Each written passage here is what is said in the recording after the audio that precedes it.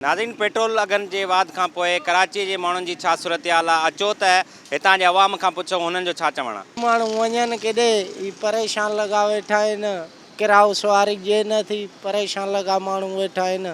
अवाम वॾी परेशान आहे, छा कयूं? वरी ॿुधण में आयो अञा महांगो थींदो।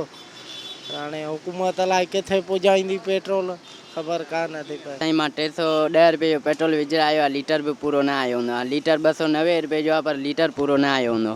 हुकूमत खे चवंदा त महिरबानी करे कुझु सस्ताई करनि, ऐं बाक़ी ग़रीब लोगनि जेके अञा बि उन्हनि जा जेके खाधा बि नथा खाई सघनि, वेचारा बेरोज़गार आहिनि, के मजबूर आहिनि। आवाम बहुत परेशान है। पेट्रोल दिन ब दिन महंगा होता जा रहा है और खाना पीना हर चीज़ महंगी होती जा रही है, क्योंकि पेट्रोल की वजह से ही सब कुछ सिस्टम चलता है। पेट्रोल महंगा होगा तो हर चीज़ ही महंगी होगी। नाज़रीन, तव्हां कराची जे माण्हुनि जूं ॻाल्हियूं ॿुधियूं आहिनि ऐं हुकूमत तोड़े जेके वस वारा ॿिया इदारा आहिनि उन्हनि खे पिणु अवाम जे लाइ सोचणु खपे ऐं हिननि माण्हुनि जे लाइ पेट्रोल जा जेके अघ आहिनि उन्हनि खे घटि करे ऐं अवाम लाइ आसानी पैदा कई वञे।